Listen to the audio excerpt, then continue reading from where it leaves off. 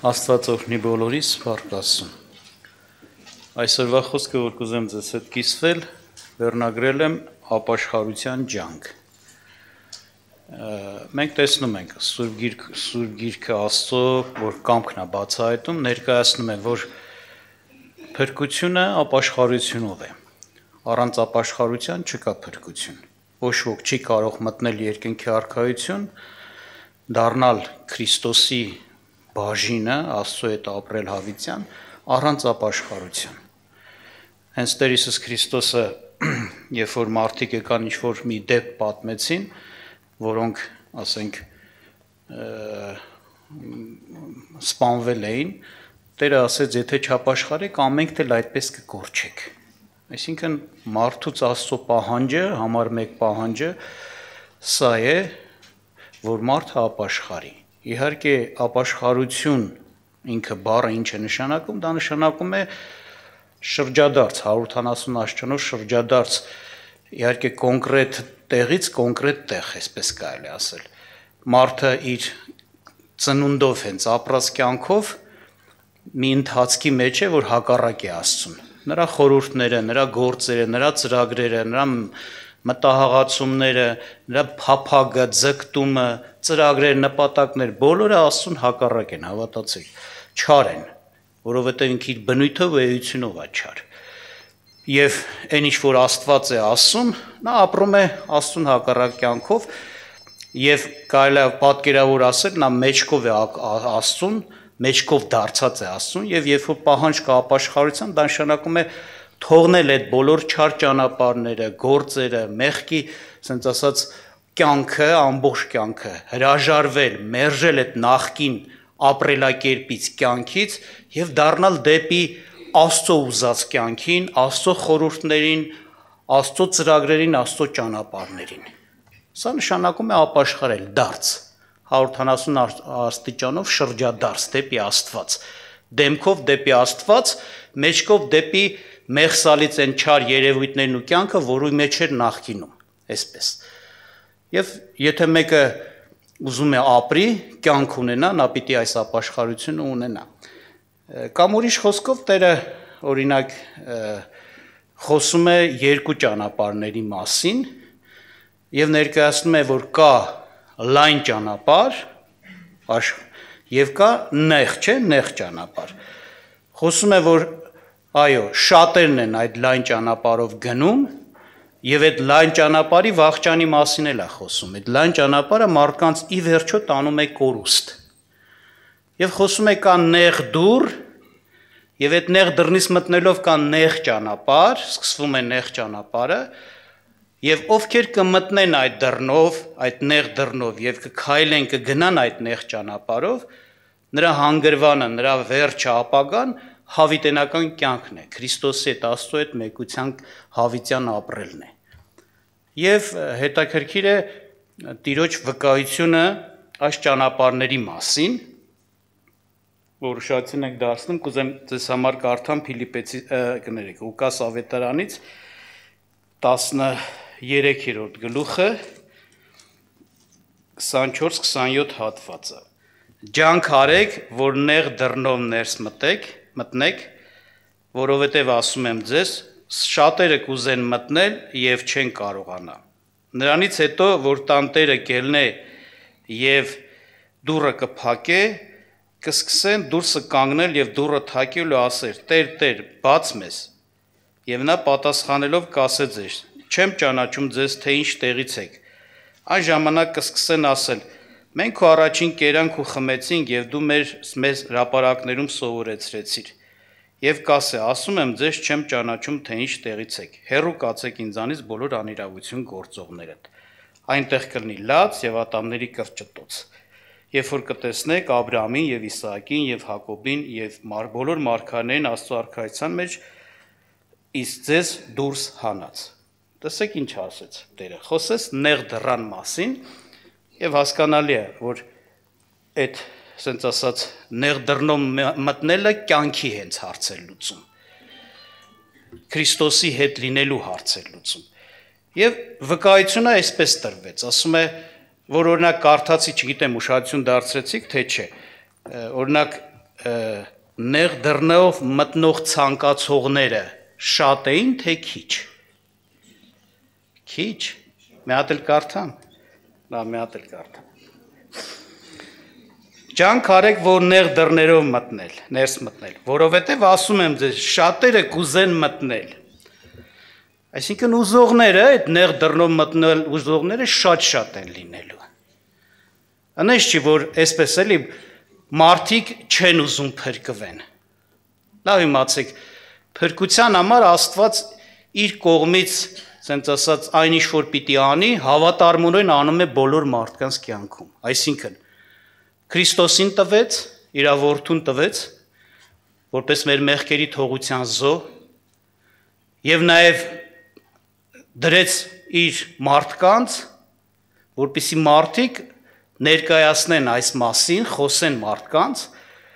որպեսզի իմանան այս ճշմարտությունը, որովհետեւ եթե կարիք ունենան փրկության, իմանան ումը դիմեն, որտեղ, ասենց ասած, որ դռնով մտնեն, որպեսզի փրկվեն։ Եվ Աստված ամեն մեկին այս ճշմարտության հետ կապված հավատք է տալիս, որ մարդիկ հավատան այս իրողությանը եւ կարողանան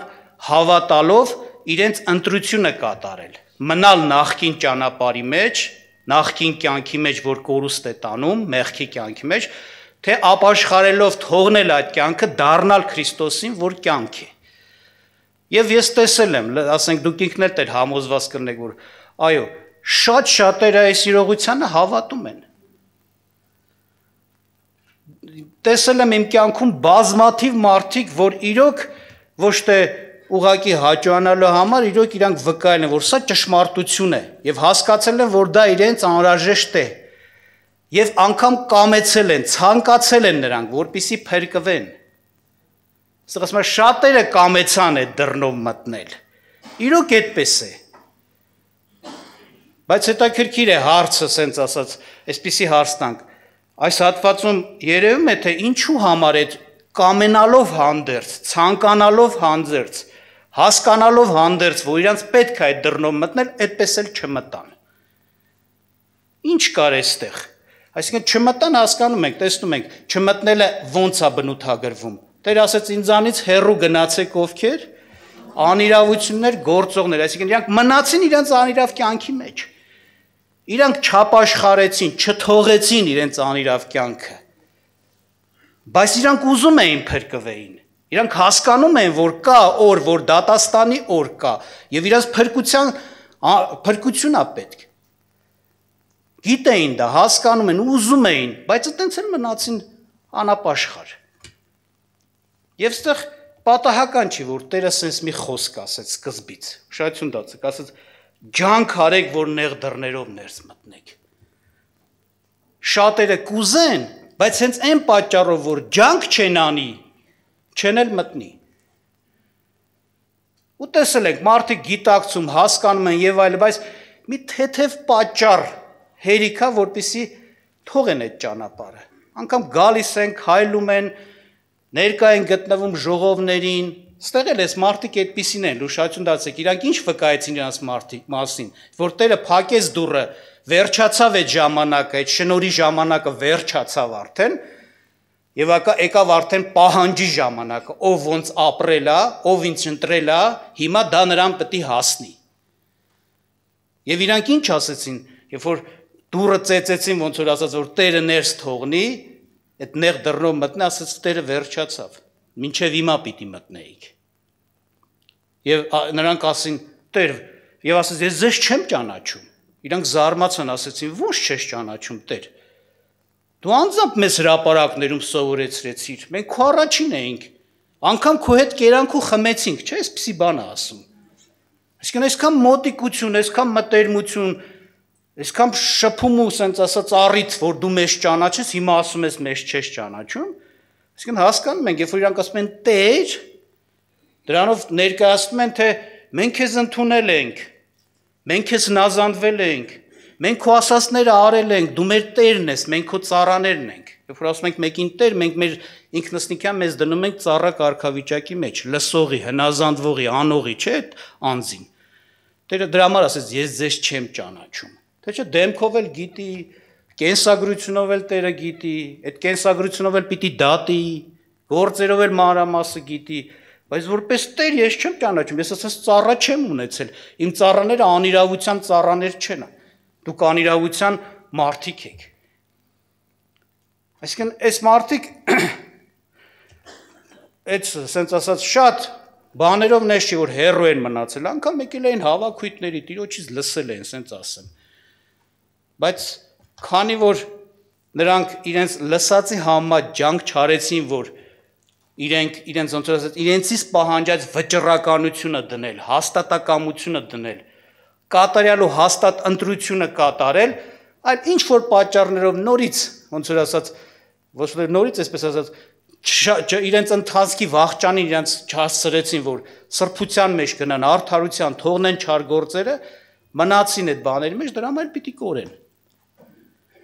Իրականության մեջ ճիշտ է, փրկությունը Աստված ձրի է շնորհում մեզ։ Մեր համար Աստված իր որդուն զոհաբերեց, մահվան դեմը առավ, մեր մեղքերի քավությունը իրականացրեց, մեզ մնում է ուղղակի ընդունել դա։ Բայց այդ ընդունելությունը ապաշխարությունով է։ Այդ ընդունելությունը կյանքի փոփոխություն է, 180 աշճան շրջադարձ է։ Քո կյանքը կատարյալ պիտի փոխվի։ Դու չես կարող նույն կյանքով ապրես ու ասես ես Հիսուսին ընդունել եմ իմ Տերն ու Փրկիչը։ Հա ինքը իմ համար մեռել է։ Ինքը չի մեռել քեզ համար, որ դու մնաս նորից մեղքի ծառա։ Ինքը մեռել է քեզ համար ու հարություն առել, որ դու մեղքից ազատված արդարության ծառա դառնաս։ Աստծո ծառա դառնաս։ Եվ ապաշխարության հարցում բնական է լիքը հարցեր են առաջանում, նկատի ունեմ խոչընդոտներ, դժվարություններ։ Եթե մարդը ջանք չանի, չաշխատի այդ հարցերում, իրենից պահանջված են ասած քայլերը չկատարի Աստծո զորությունով, շատ այդ դժվարություններ խոչընդոտներ կգան նորից մարդուն կտանեն իր ասած ասած այն հին վիճակի մեջ։ Նույն մեղքերը կգործի, մարդիկ կգան ասած ասած օրինակ ամոթանք կտան կամ գայթակղիչ առաջարկներ կանեն Եվ այլ, մարդը պիտի սրանց դեմը կանգնի, իր աշխատանքը ցույց տա, իր ընտրությունը, հաստատ ընտրությունը ցույց տա։ Շուտ չհանձնվի, սենց ասած, այլ իրենից կախվածը դնի մինչև վերջ գնա, նպատակին հասնելու համար։ Տերը ասեց, սրանք չմտան, ասեց, ջանք արեք, որ ինչ անեք, դուք մտնեք։ Ես ձեզ նախորոք սենց օրինակ եմ բերում, որ իմանաք ջանք չանողները չեն կարողանալու մտնել։ Կարելի է ասենց ասել, դու քեզ մի խափի սրանով, որ դու քո սրտում իրոք ցանկանում ես փրկվել։ Էսի դեռ մի մասն է։ Այն որ Ֆիլիպեցիս 2-րդ գլուխ 13-րդ խոսքում ասում է, չէ՞, Սուրբ Գիրքը, ասում է, Աստվածանից է ներգործությունը այս բանի մեջ, որ կամենալն էլ անելն էլ։ Այսինքն, եթե մենք կարողանում ենք ցանկանում ենք, ուզում ենք բարի բան անել, իսկապես ճիշտ քայլ կատարել, Աստծո ուզած քայլը կատարել, դա Աստված է ներգործել, դու փառք տուր Աստծուն։ Դա Աստված քո սրտի հետ, քեզ հետ քո կյանքում չգործեր, դու դրա կարիք ընդհանրապես չերել զգա, չերել գա, չերել ուզի։ Բայց եթե ուզում ես, ասում կամենալը Աստծուց է, բայց շարունակության մեջ մի բան էլ ասում, որ մեզ զորացնում է, ասում անելն էլ Աստծուց է։ Ինչպես է դա, այո, երբ որ ես ընտրում եմ Տիրոջ կամքը, որպեսզի Աստծո ուզած կյանքին դառնամ, կատարեմ Աստծո կամքը, Աստծո ծառա դառնամ, Քրիստոսին ընդունելով, հենց Տեր ընդունել, Փրկիչ ընդունել, Տեր ընդունել, դրա մեջ մտնում է նազանդությունը, Աստված էլ որպես ուղիղ սիրտ ունեցող մարդ քեզ զորացնելու է։ Ընդհանրապես ես ձեզ ասեմ, ջանքեր կան, այսինքն ջանք նկատի ունեմ աշխատանքներ կան, աշխատանք ուժի ներդրում, որոնք անպտուղ կարան լինեն։ Բայց այն աշխատանքը, որ Աստծուն ես հրավիրում դրա մեջ, sense Քրիստոսին, հավատքով ընդունում ես նրա, sense ասած, օգնությունը քո կյանքում, եւ Աստված է մասնակից դրա մեջ, դա հաղթություն է անպայման բերում։ Հենց ապաշխարության համար ապաշխարության զորությունը լավ իմացեք Աստծուց է։ Հետաքրքիր է բանը Դավիթը խոսում, ընդհանրապես ընդհանուր մի sense ասած բանաձև է ասում, կարելի ասել, ասում է Տերը մեկ անգամ խոսեց,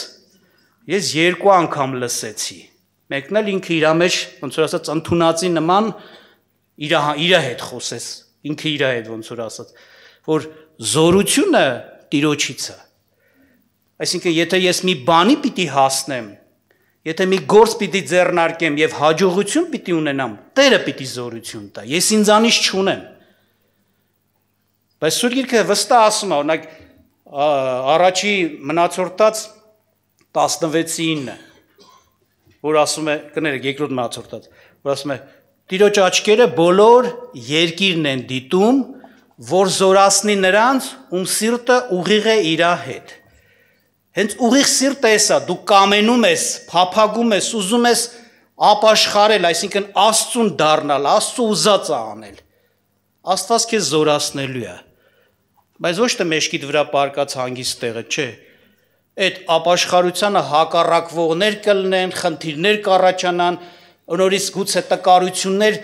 կհայտնվի քո կյանքում, դու դրանց դեմ պիտի պայքարես, հաղթես վերջնականապես, գուցե շատերին պիտի մերժես, գուցե շատերը քեզ պիտի մերժեն,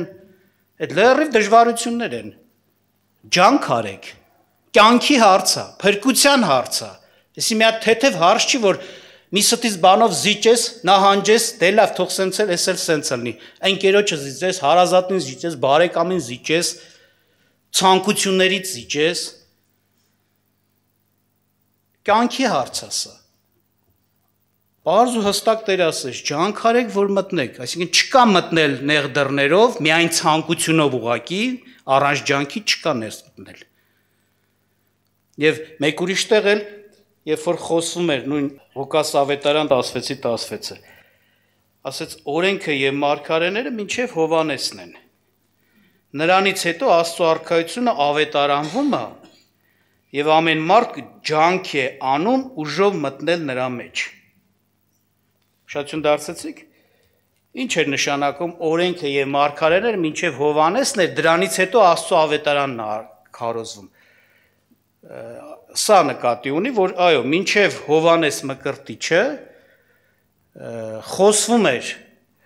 Աստծո պատրաստված փրկչի մասին, որ Աստված իր փրկիչը պիտի ուղարկի եւ մարդկությունը նրանով պիտի փրկվի, օրհնվի։ Դա խոստում էր միայն եւ դեռ չէր եկել փրկիչը։ Բայց Հովանես Մկրտչի օրից սկսած ասում է Աստծո ավետարանը քարոզվում է եւ ուժեղներն են մտնում, ջանք են անում, չէ, այդպեսի բան ասես նորից, եւ ամեն մարդ ջանք է անում ուժով մտնել նրա մեջ։ Տեսնում եք, այդ արքայությունը, որ արդեն, այսինքն երբ որ Տերը արդեն եկավ, գիտեք Հովանես Մկրտիչը ով էր։ Նա Քրիստոսի, ասենց ասած, դեսպանն էր, Աստծո դեսպանը, որ պետք է նախորոք խոսեր Քրիստոսի գալուստի մասին, որ եւ պատրաստեր ժողովրդին, որ երբ որ Քրիստոսը գա, նրանք ընդունեին Քրիստոսին։ Նա չէր խոսում մնացած մարգարեների նման։ Նա ասում էր, հեսա ինձանից հետո գալիս է նա։ Շուտով նա կհայտնվի, ես ձեզ ցույց կտամ։ Եվ երբ որ Հիսուսը եկավ, հիշում եք, ասես, չէ, ահա Աստծո գառը, որ վերցնում է աշխարհի մեղքը, ահա, ոչ թե ապագա, ահա հիմա ներկա եկել է։ Այսինքն այդ օրերից սկսած արդեն խոսում էր արդեն եկած փրկչի Մեսիայի մասին, որով պիտի լինի արքայություն մտնելը, հնարավորություն ստանանք արքայություն մտնել։ Եվ տեսնում ենք Քրիստոսին ընդունողների վիճակը այդ ժամանակ։ Մարգարեություն ընդունողների վիճակը ուրիշ էր, Քրիստոսին ընդունողների վիճակը ուրիշ էր։ Երբեք, եթե Իսրայելի մեջ առաջներում մինչև Հիսուսի գալուստը մարգարեությունը խոսվում էր, ասենք կարդացվում էր, եթե մեկը օրինակ ընդունում էր, ասում էր ես հավատում եմ այս մարգարեությանը, գալու է իրոք Մեսիան փրկիչը, մեկը նրան չէր նախատում, անպատվում, վատ վիճակի մեջ գցում, հալածում, չէ, ասում են ճիշտ է, մենք էլ ենք ընդունում, Իսրայելի մեջ էդ էին ասում, չէ։ Այսինքն դժվարություն չկար մարգարեությունը ընդունելն ու դավանելը,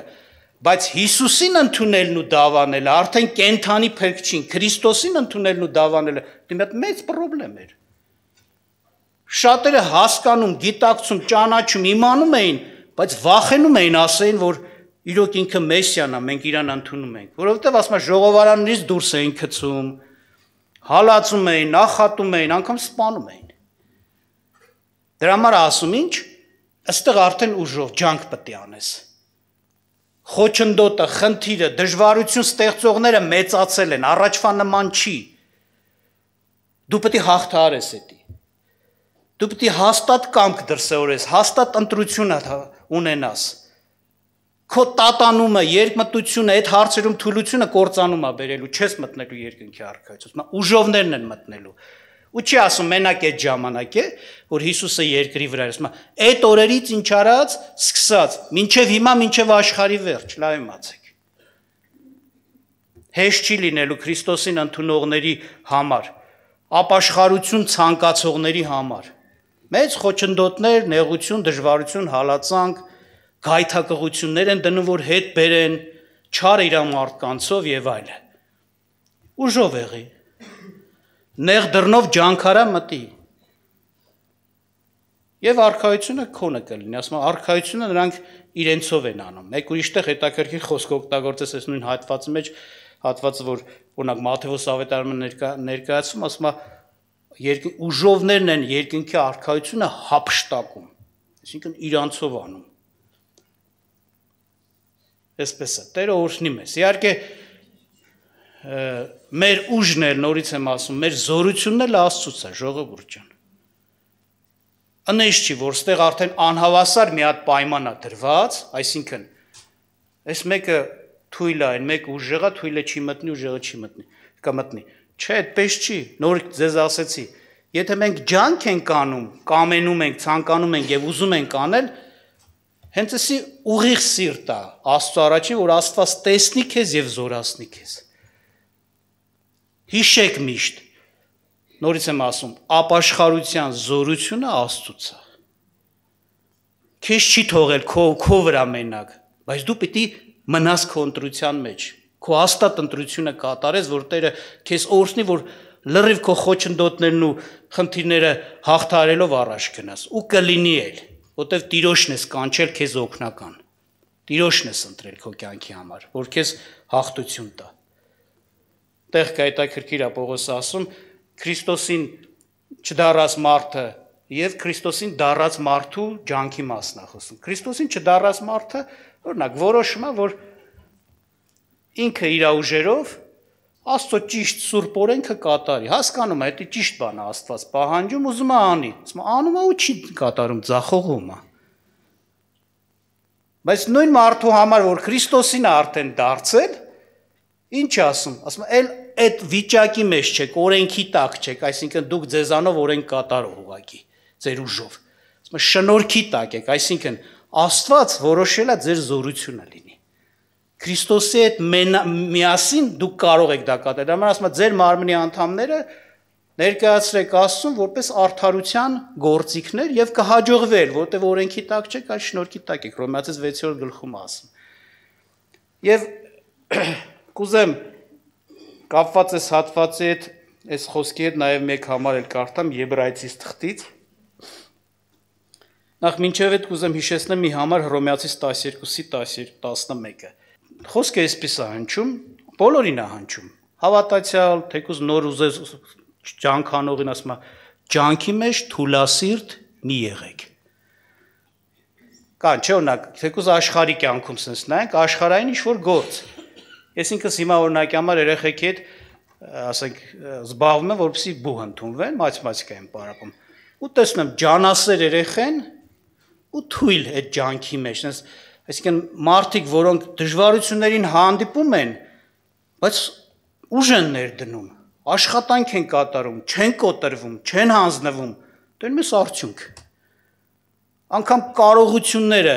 մաթեմատիկական իրանց ընդունակությունները ահագին թույլ է, բայց իրանց այդ համառության, ջանքի պատճառով մարդիկ այդում ընդունվում են, թեկուզ անցողիկ բալով։ Բայց տեսնում ես ընդունակ երեխեք, որ այդ բանը, բնավորության այդ գիծ ունեն, մի ստից չխկոց կոպիտ ասած, մի փոքր դժվարություն եկել ամենս ուզում են հետ քաշվեն։ Պետք է հազար ձևի համոզես, որ քո կարողությունը կհերիքի, մի վախեցի, կաճեսես, կլնի, երեխեք կան չես կարող համոզես, չեն ուզում։ Թուլասիրտ են ջանքի մեջ։ Համառ ու հաստատակամ չեն։ Եվ ընդհանրապես կյանքում տեսել ենք, այո, շատեր այդ բաներում երկրավոր գործերի մեջ հաջողություն են։ Իհարկե Աստծո հետ կապված մենք չենք կարող ասենք, որ ասենք եթե Տերը չօգնի, բնական է, ոչինչ չի լինի, բայց Տիրոջ օգնությամբ այո, նույնն ասում է, ջանքի մեջ թույլ սիրտ մի եղեք։ Եվ այդպիսի մի բան թույլասրտության օրինակ Եբրայեցիս 12-րդ գլուխ 1-4 խոսքերը։ Ասում եմ, ուստի մենք, որ վկաների այսքան բազմություն ունենք, մեզ շրջապատած, դեն գցենք ամեն ծանրություն և մեզ դյուրավ պաշարող մեղքը և համբերության վազենք մեր առաջին դրված ասպարեզի ընթացքը։ Մտիկ տանք հավատքի զորագլխին և կատարողին Հիսուսին, որը առաջին դրված ուրախության փոխանակ խաչը հանձնառավ և ամոթը արհամարելով Աստծո աթոռի աջ կողմը նստեց։ Ուրեմն մտածենք նրա վրա, որ իրեն դեմ եղած այսպիսի հակառակություն քաշեց մեղավորներից, որ դուք ձեր անձերով չօգնեք թուլացած, տակավին մինչև այրուն թափելու չափ պատերազմով հակառակ չեք կեցած մեղքին։ Նայեք, խոսվում է խորհուրդ է տրվում, ասում է դեն գցեք ամեն ծանրություն, այսինքն ծանրություններ կյանքի, որ կարան քո ընթացքը դանդաղեն։ Հոգսեր, բաներ գալիս մտնում են քո կյանք, քո սիրտը, դու դրանով տարվում ես եւ սկսում ես դանդաղ գնալ հոգեվոր կյանքում, տկարանալ։ Եվ ինչ դյուրավ պաշարող մեղք, դյուրավ հասկանում ենք, չէ՞, ինչ է, հեշտ, արագ, շատ արագ պաշարող մեղքեր, ասում է դեն գցեք։ Ու այդ ասպարեզի ընթացքը վազենք։ Եվ այստեղ մեզ որպես օրինակ է դրվում Տեր Հիսուս Քրիստոսի ընթացքը։ Ասում է տեսեք իրան։ Ինքը այդքան անիրավ մարդկանցից, չար մարդկանցից անիրավություններ քաշեց, հալածանք քաշեց, զրկան քաշեց, ամեն տեսակ ամոթանք տվին ու եսի ինչան, ասում է բոլոր բաները ինչ արեց, արհամարեց, համաձայնվեց խաչի անարգ մահնել, կրել ու ոնց որ հաղթությունը հաստատեց եւ Աստծո աթոռի ինչ աջ կողմը նստեց։ Այո, Տերն էլ էր ջանքանում։ Հաստատակամ գնում էր նպատակին դեպի։ 1000 խոչընդոտ ու խնդիրներ առաջացեցին, նա հաղթահարեց։ Տեղերկաշարք կրծիկ էր դառնում, Գողգոթայի խաչը, այդ Գեցսեմանի պարտեզում։ Հայր, եթե կարելի է, թող այս բաժակը ինձանից հեռու գնա, անցնի, բայց ոչ իմ կամքով, այլ քո կամքով, այսքան դժվար էր։ Մեռնելու մահվան աշճան չափով իմ հոգին ինչ արած, ասում է, տրտմած է, պատկերացնում եք իր ապրումները, բայց Տերը գնաց մինչև վերջ։ Եվ որպես դրա արդյունք հաղթության նշան նա նստեց Աստծո աթոռի աջ կողմը, իշխանության մեջ Աստծո։ Ասում է, ուրեմն այս բաները ունենալով, օրինակ ունենալով, դուք էլ, ասում է, բան արեք, մտածեք սրա վրա, որ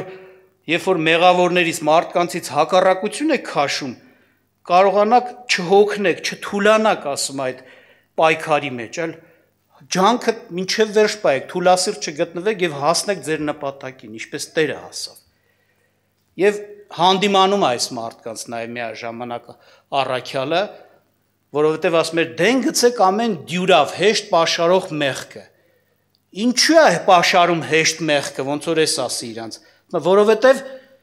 մեղքին այրուն թափելու աշճան ինչ պատերազմելով հակառակ չկեցաք։ Այսինքն ձեր ջանքը ամբողջությամբ չներդրեցիք, մի փոքր հարց առաջացավ, վրաս զիջեցիք, վրաս մեղանչեցիք, բայց եթե հակառակվեիք, Աստված ձեզ օրհնելու էր, ուժեր տալու, դուք չեք պարտվելու այդքան շուտ, այդպես չէր լինի։ Ձեզանից է, ջանք չգործադրեցիք, հաստատակամ չեղաք, ամուր չկանգնեցիք ձեր դիրքեր մեջ, շատ արագ զիջողներ, մեղքին հակառակ չկեցաք, պատերազմելով այրուն թափելու աստիճան, այսինքն մինչև վերջ պիտի հակառակվել, այո, նորից եմ ասում, լուրջ հարց է, կյանքի հարց է, հավիտենական դատաստանի, հավիտենական տանջանքի ու հավիտենական երջանկության հարցն է այստեղ դրվում։ Դրա համար Աստված օրհնի մեզ, որ մենք չխնայենք մեր ջանքը, մեզանից կախված անենք, Տերն էլ մեզ պիտի ինչ անի, օրհնի, հաստատ այս հարցերում պիտի օրհնի եւ զորացնի։ Եվ մենք կարողանալու ենք հաղթահարել այդ բաները, ամեն ինչ։ եւ նեղ դռնով կմտնենք, ցանկանալով հանդերձ նաեւ կարող ենք մտնել եւ նեղ ճանապարհով էլ կքայլենք, ոչինչ որ նեղա, բայց դրա վախճանը Աստծո աթոռա դեպի տանում, դեպի Քրիստոս մեր, փառք Աստծուն։ Ուրեմն թող Աստված օրհնի մեզ, որ մենք հաստատ մնանք մեր ընտրության մեջ եւ ջաներանդ մարդիկ լինենք աշխատող մեր ապաշխարության համար։